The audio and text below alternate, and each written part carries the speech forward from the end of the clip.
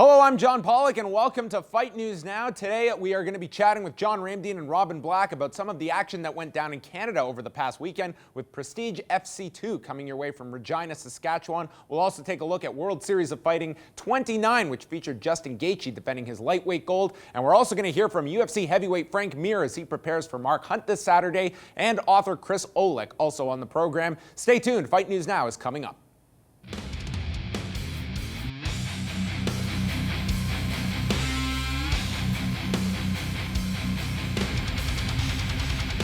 Here with John Ramdeen and Robin Black to chat about all that went down over the past weekend, but we're starting off with some news that could have some future implications because it was announced Monday on the MMA Hour with Ariel Helwani that Matt Mitrione has signed with the company. The UFC had the option to match whatever offer Bellator made, and they have obviously decided not to, and Matt Mitrione now going over to Bellator. And once again, this is yet another free agent that is in the mix and has opted to go elsewhere than the UFC. You can understand why both parties would decide this is the best move. Matt Mitrione, when you look at him in the grand scheme of the UFC heavyweight title picture, he is way down the line. We all love Matt Mitrione. The guy comes to fight. He's always in shape, win or lose. He's always in exciting matchups. But there are too many guys ahead of him that are going to be challenging for a championship. So I think this is a great fit for Bellator, especially when you can put this guy on free television. This is the type of fighters I think they're going to want. And in a division, too, that is extremely light. I mean, pardon the pun, but this heavyweight division, they have a champion that has been MIA in their own organization, fighting elsewhere, and then you throw out the likes of Czech Congo. I mean, this is not a division that is all that blossoming when it comes to name value, and Matt Mitrione is going to segue nicely into that heavyweight mix. So you guys each own a cat food store. Yeah. And I'm one of your employees. Who talked me into that? I don't know, but you do.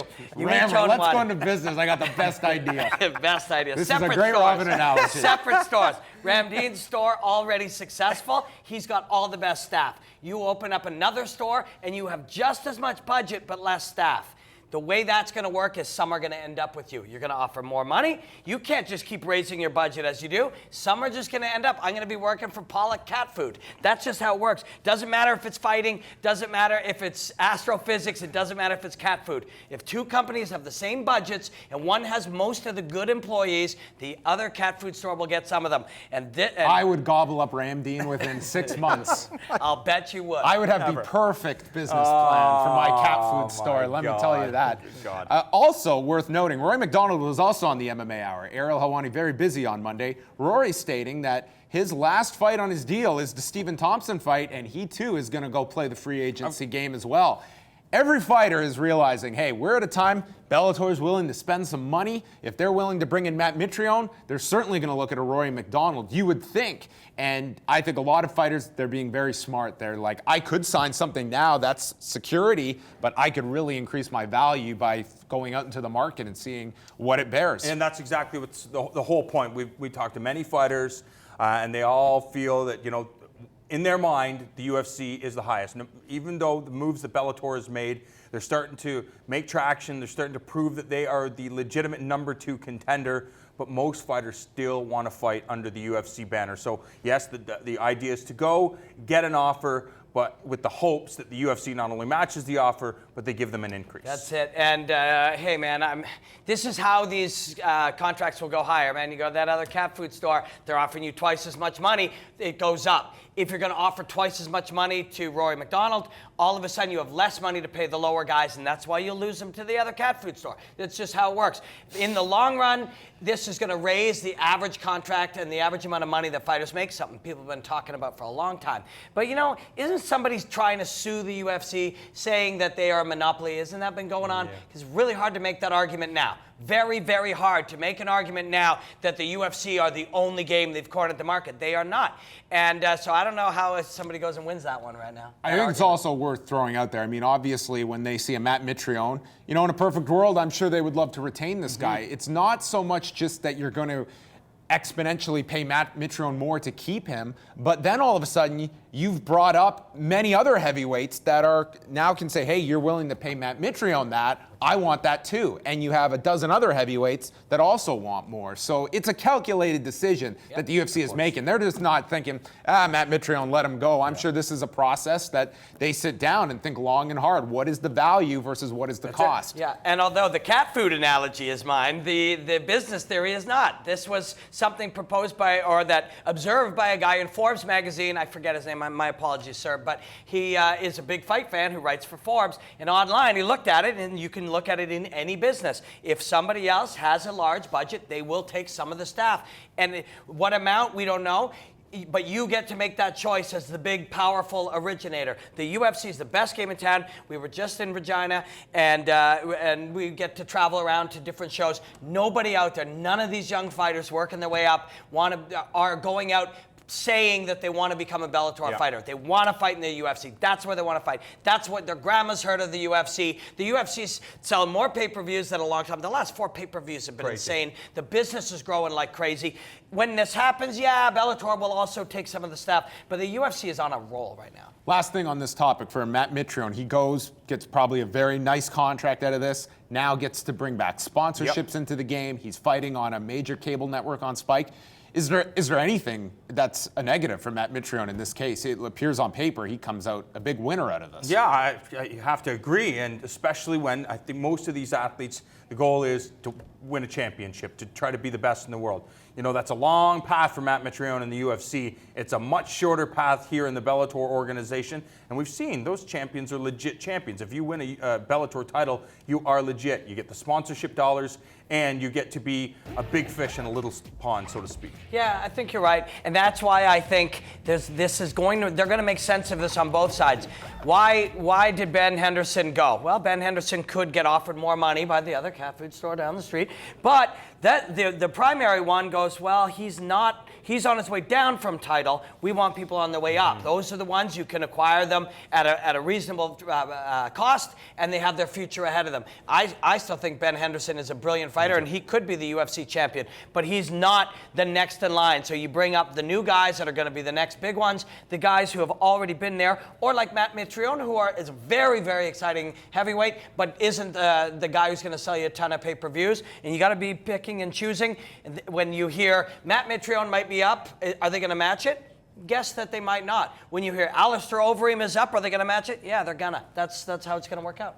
We stay in Bellator, and there isn't a whole lot to really dissect from this story other than it's been reported by Mark Ramundi at MMA Fighting that both Kimbo Slice Ferguson and Ken Shamrock failed their drug tests in relation to UFC 149, but we don't know what they tested positive for. So, I mean, the three of us, we're not going to speculate on what this is because I think that depending on what it is, you're going to have a very different reaction. It's not impossible. It could be marijuana, and I think people's opinion is going to be drastically different than if it was a performance-enhancing drug. All we know, though, is that they did fail these tests, and Bellator, at least as of right now, has not released any statement regarding them. Yeah, the only thing is I think there's going to be a lot of people, especially during this, when you look at the circumstances surrounding that Bellator card, people are not going to be surprised. They're not, based on the look of Kimbo, based on the look of Ken Shamrock, their history. I think that people are not surprised that this train wreck continues to be a train wreck, and that's just the way it is.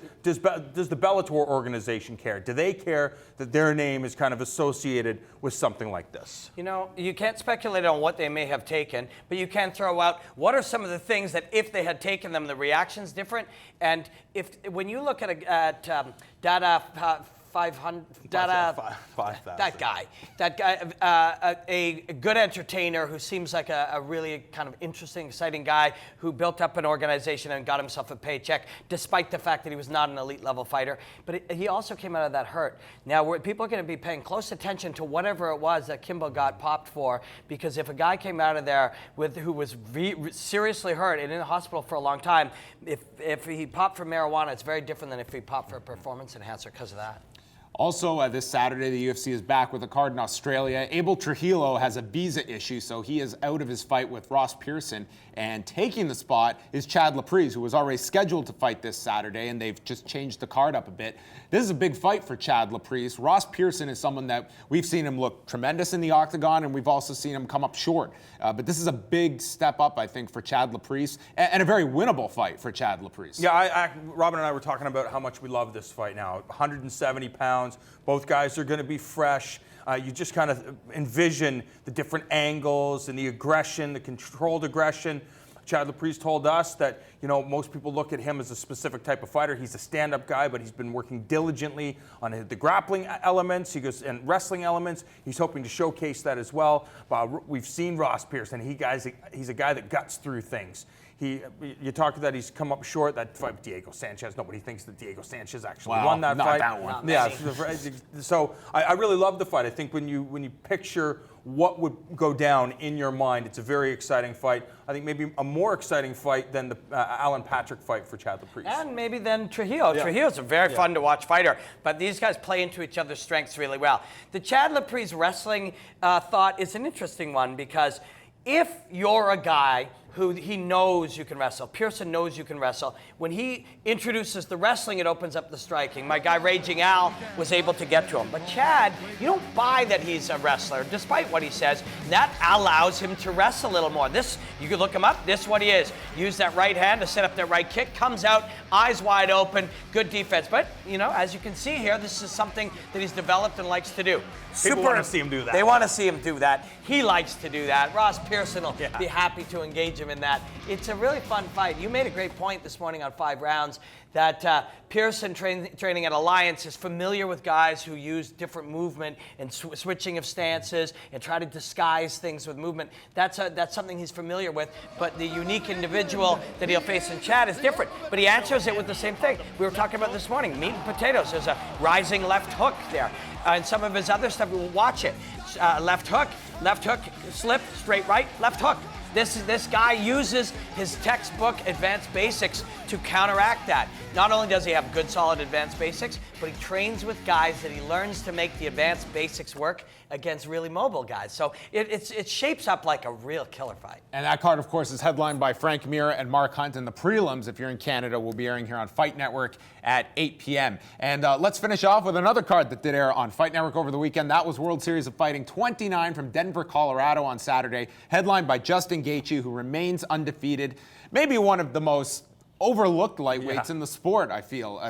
Defeating Brian Foster with some incredible leg kicks. I mean, he got some flack here, but Brian Foster was the first to say, listen, there was nothing wrong with anything he did in this fight. And a first-round finish for Justin Gaethje. I mean, he's looked incredible. And when you look at World Series of Fighting, for all the things we talk about in terms of sometimes just not getting enough of a spotlight, you look at Gaethje and Marlon Moraes. I mean, those are two homegrown stars that, yes, they fought elsewhere, but it is World Series of Fighting that they are going to be most associated with, no matter what their path is next. Yeah, I mean, Justin Gaethje is literally one of these guys. If you are a fight fan, you need to watch him fight. Sometimes he fights very, very risky, but for a lot of fans, that's very exciting because there's the idea of, okay, right now he's being only offensively minded, and that could get him caught, but he somehow gets through his fights. They're always exciting. We all know how dangerous and how tough Brian Foster was. Yeah. I just think it's an amazing thing that this Justin Gaethje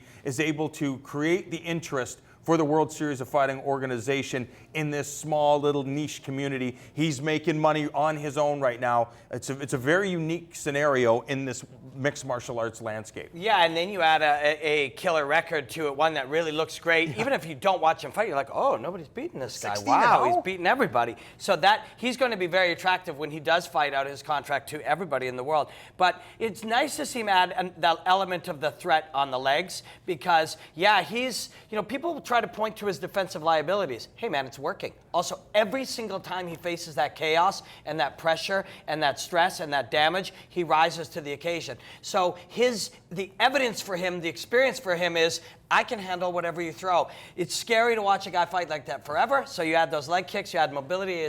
He's a fun fighter, man. We mentioned the card from Australia this Saturday, and we are going to be previewing that one extensively on Thursday night at 6 p.m. Eastern Time, featuring Mark Hunt and Frank Mir in your heavyweight main event. Tune in Thursday.